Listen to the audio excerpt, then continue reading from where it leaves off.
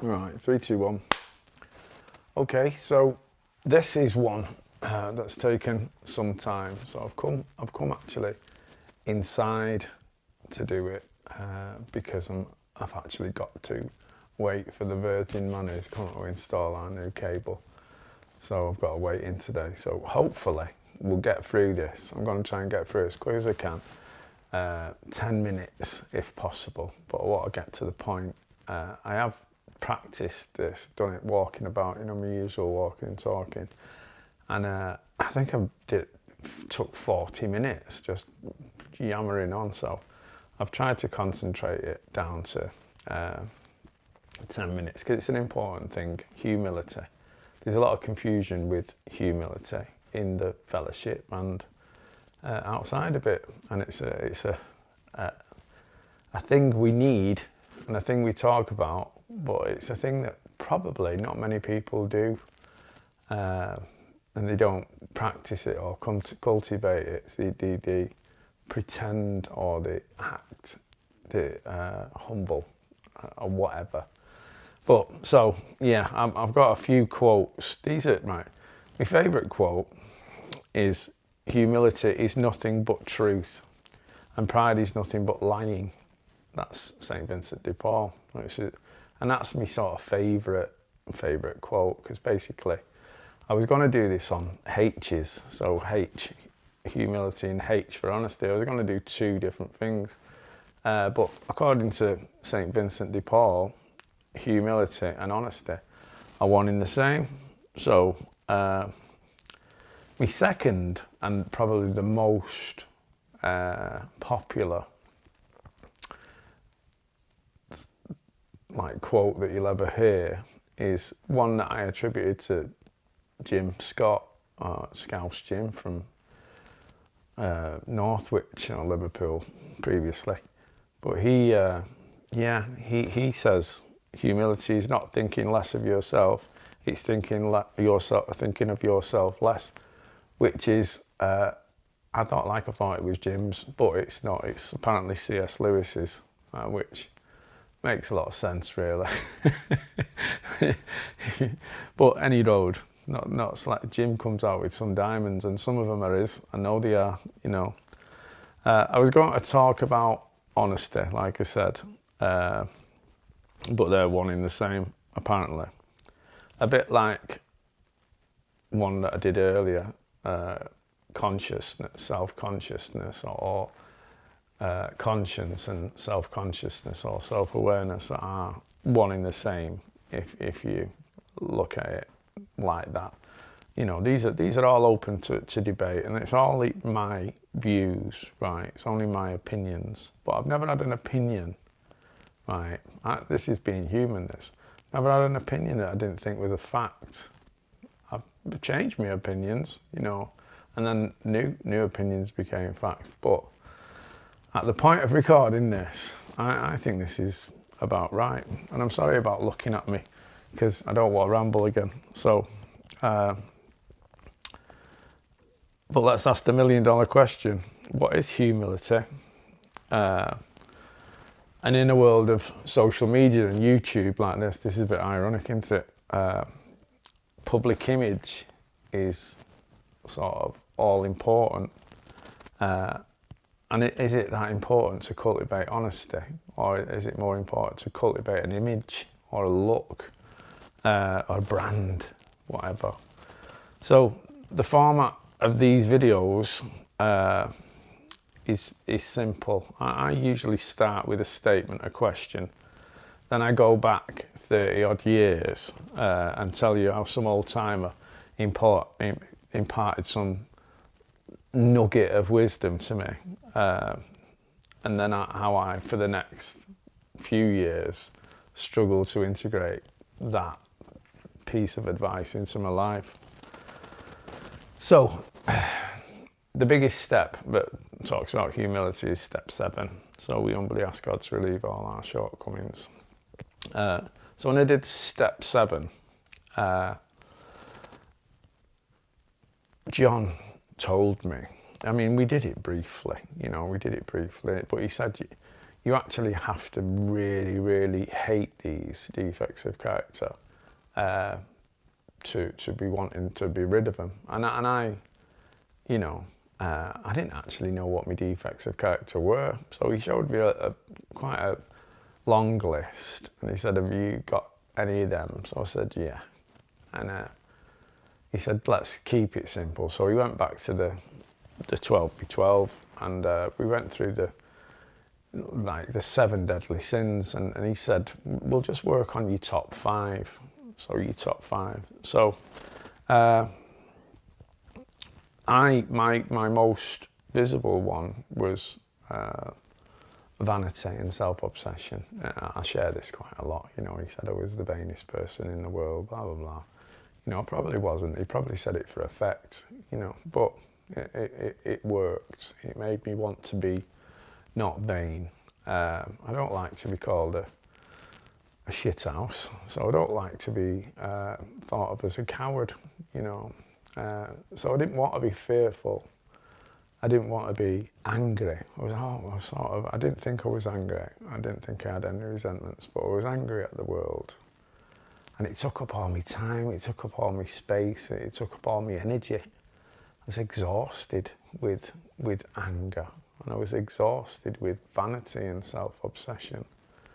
And I was exhausted with jealousy and greed and lust and sloth. Sloth was a big one, you know, and still is, to be honest. But not as bad as it was, because at that time I'd never done anything, never had a job. You know, not a proper job that paid holiday pay and sick pay and this, that and the other. If they paid me on a Thursday or a Friday on a building site, I was gone. I was gone before the end of the day. If they paid me in the middle of the day, I was gone. I had no defence. So I wasn't, you know, I was unemployable, absolutely unemployable. So, but I had all these defects, and one of them was I was a lazy bullshitter. I used to sort of say, "Yeah, you work smart, you don't work hard," you know, and all this.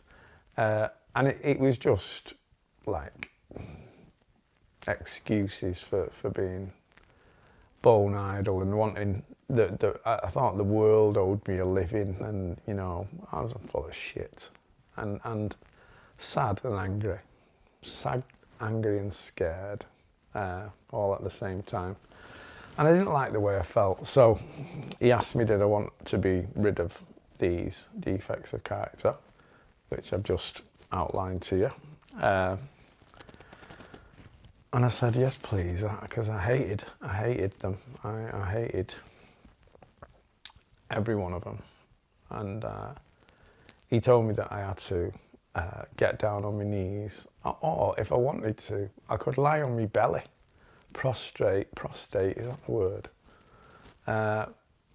Because that was an act of humility, as kneeling was, you know, but you've got to really, really want this.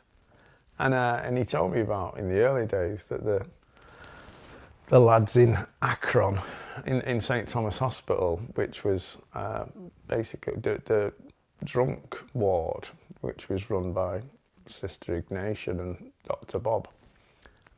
It was like the gastric ward initially, but they smuggled all these drunks in there and give them a quick detox and took them through the steps dead quick. So in 2 days, they'd have processions of 2 alkies at a time coming to the bedside, talking, sharing their experience, strength and hope. And after a couple of days, they would have accepted that they were alcoholic and couldn't manage their own life, and that no human power could, and that God could and would if he was sought, the ABCs. And they were ready to do step 3, you know, and they made them kneel down in the ward in front of the other patients and do a formal step 3 prayer.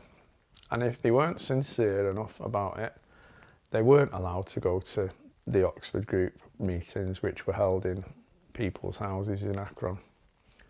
If they were half-assed or insincere about that bit, they weren't going to continue with them lot. and they were quite hardline about it. So yeah, that's where their journey ended.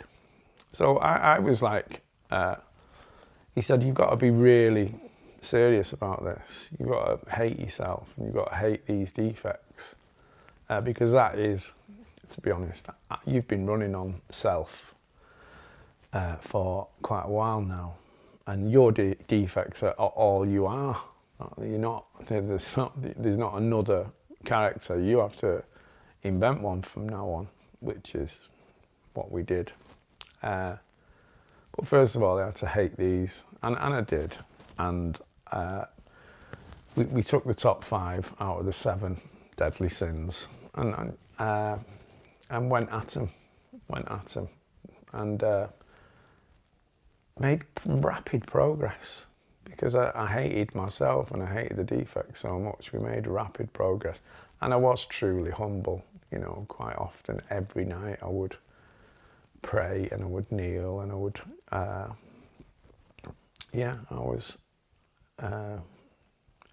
obviously weak, obviously knackered. I had no form of ego that was apparent. I was humiliated. I was beaten into a state of pitiful and incomprehensible demoralisation. That's what I was. There was still ego underlying there, you know what I mean? But at the time, I was beaten into a state of pitiful and incomprehensible I was demoralised.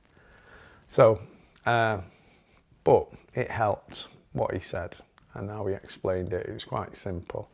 So I set about doing the steps. So,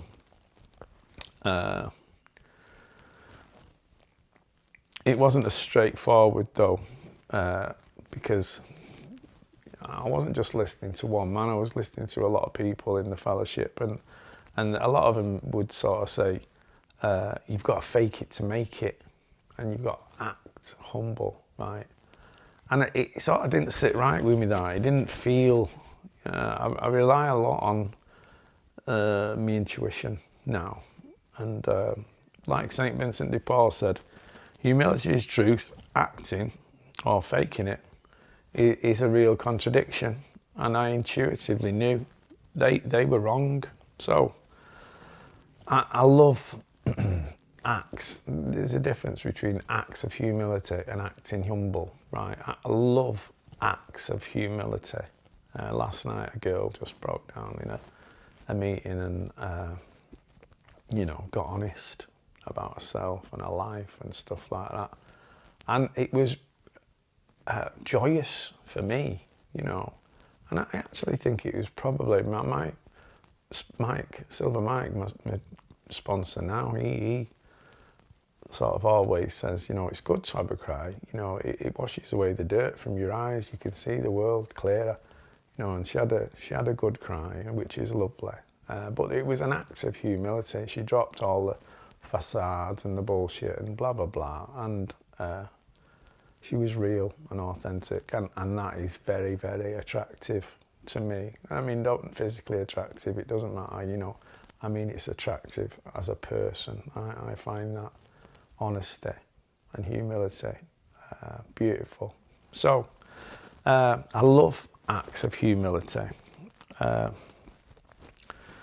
Or another act of humility is where I see someone helping someone else, and I just think that's nice.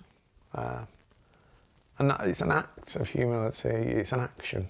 It's not a thought or anything like that. It's not thinking less about yourself or what, like C.S. Lewis said, it's thinking more about others. So, so the opposite to that is acting humble, which I always thought was it's for the middle class. It's for the middle class. It's like this. I don't want to be humble. I don't want to act like this Uriah Heep type character. You're a humble servant, sir. I just couldn't abide the idea of having to act humble to people who I would not rather, at the time probably I would rather stab them, but You know, I've grown to I've grown to love him.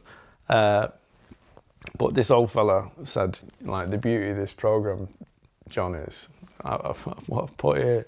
There was another old timer who put me straight when he said, the beauty of this program, for stallions like us, John, I think that's what he said, for stallions like us, he was being ironic, you know what I mean? But for stallions like us,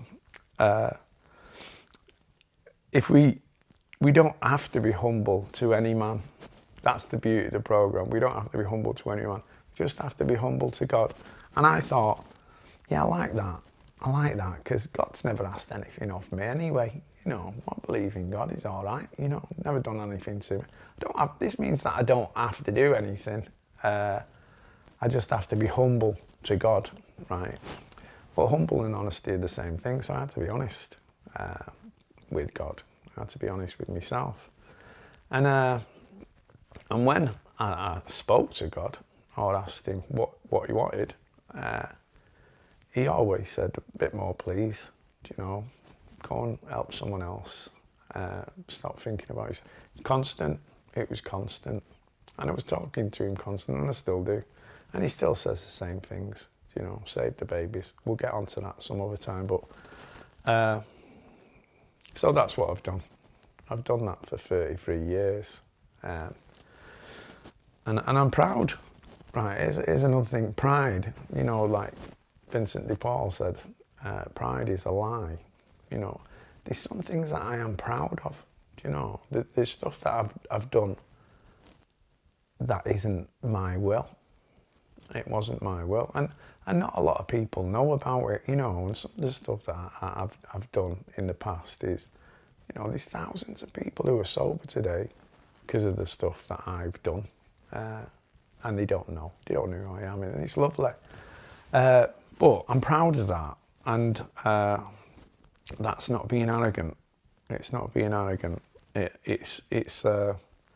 I'm usually the most educated man in any room, believe it or not, that I go into. I've, you know, spent a long time in education. I'm usually the most educated man in most rooms that I go into. A lot of educated people about, but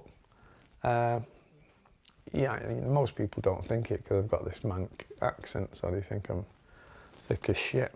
Anyway, however, I'm not, it says on these notes. My acts of humility have helped people. So right, I'm gonna summarise this, right? Because I want these videos to be helpful. I want them to be like life hacks, if you like. I want to understand complex things and how to get from A to B easy. So if let's reverse engineer this. Let's reverse engineer. So if humility is the same as honesty, right? When we come into the fellowship, or when we sort of feel a spiritual malady, like let's get back to the people, right? People, most people today, they rely on external stuff for their feeling of self-worth. So houses, cars, relationships, blah blah blah, all the nonsense. And if they haven't got it, they still put it on Facebook as if they have.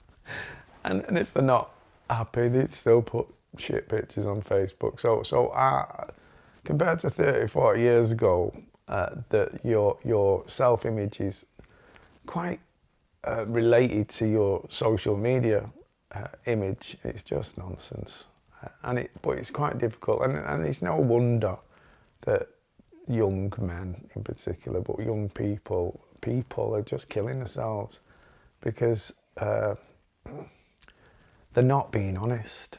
They're not. Our spirit, our souls demand, in my opinion, right, our souls, our spirits, our authentic self demands that our actions match up with our moral hierarchies, our inner self, our authentic self. They need to match with our behaviours and actions in the day, you know. And we I don't know, we get these. Maybe we're born with them, you know. Maybe we're born with this authentic self. It's as God made us, and life steers us away through neglect and abuse and all sorts of shit. You know, we end up acting like someone else, for someone else, and we, you know, a lot of us, it's not terrible, but we just end up on our deathbeds when we're 70, 80, and we go, was that it? Is that it? And I think alkies are fortunate because they get that moment of clarity first, before, so they can start living. So we can get back to our authentic self, but we've been dishonest, told lies for so long. I tell you another lie, right? Well, it's not a lie, it's the truth, but I was talking about blackouts the other day, but this one sort of come to me. I was in Blackpool on the piss, and I came round out of a blackout. I was not long out of prison. I was quite, I think we'd, I don't know where it's at. Someone had robbed it anyway. But I was dressed up to the max, and I was fit and looked slim, and you know, I looked all right. But I was pissed, and I was only about 19. And I was in this pub or club in Blackpool, and these lads was talking to these lads, and I sort of come round halfway through, and I'd been in there for hours apparently, and one of them said, so when are you on at the Winter Gardens? And I said, you what? And he said, I thought you were fighting at the Winter Gardens. You were sort of bottom of the card or something like that. And I said, why? What do you mean? So he said, you've just told us this. Told us that you were boxing. You were a professional boxer, and you fought all over the world. You're not sort of great, you know, but you're a jobbing boxer, and you've been to Uruguay, and you've been to Tanzania, and you've been to all these fucking places that, you know, you couldn't pronounce. I don't even know them myself, you know, but I'd told him this elaborate story about me and my sort of boxing career, and that I was on a card at the Winter Gardens in Blackpool. I must have seen an advert or something. Anyway, I said, oh, right, yeah, no, I think, yeah, I'll have to go. And I just went out. But I'd told the most elaborate lies. And I didn't know why. My unconscious mind, I was in blackout then, my unconscious mind was spinning yarns left, right and centre. My whole life was full of lies. There's a comedian who sort of says, you know, he says, have you ever, someone says, oh, did you watch Panorama last night or something? And they go, yeah. And they haven't. And this is what I would do. Someone would say, yeah, have you watched Panorama last night? I'd say, yeah. And they say, oh, did you see that bit about sort of Donald Trump and blah, blah, blah? And I say, yeah. And they say, what do you reckon to that? And I say, what do you reckon to that? And it'd just go on for 20 minutes or something. I couldn't stop lying. I don't know. I used to hate myself. Why do you tell lies? I don't know why I did it. But I know I did it. And the truth, being honest, didn't come naturally when I got sober, you know. And I thought that if you went into therapy or something like that, that would get you honest. But it's not the fast route. I'm going to tell you the fast route. I'm going to tell you a life hack. This is life hack 101, Johnny Hopkins, humility, right? Humility. Right, let's reverse engineer. So Vincent de Paul says humility is honesty, one in the same, right? Oh, fair enough, I get that. C.S. Lewis said,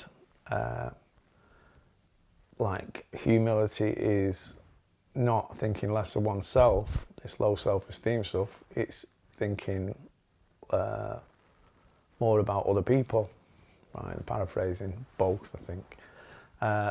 But so if we reverse engineer that, if humility and honesty are the same, right, and to increase your humility, you stop thinking, you can't obsess about yourself and go into therapy, being a self-obsessed person, looking to find the secret in your self-obsession. It's just the wrong route. The right route is the C.S. Lewis route. So you stop thinking about yourself less, or you stop thinking about yourself. You start thinking about other people more. First of all, you start thinking about other people, then you start doing stuff for other people, right? And then, like magic, this is magic, your self-awareness and your self-knowledge seems to magically improve. You become honest with yourself, but it's not through any therapeutic. There is therapeutic benefit in just helping others, and I don't know, like that. There's better minds than mine who've studied the psychology of altruism, but it works. It works. I've got 33 years of contented emotional sobriety to evidence that, and there's others. But I've also seen people bouncing in and out of rehabs for years and trying to find the answer to their self-obsession through self-obsession, which is not the right route, I'm afraid. So humility is the route to honesty, which is the route to freedom and personal development and success. If it was like Tony, what's he called, or one of the big life gurus, I'd say Tony Robbins. Sorry, I'm thinking about that. Yeah, I could probably make a few quid out of this shit, but it's free. It's free for you.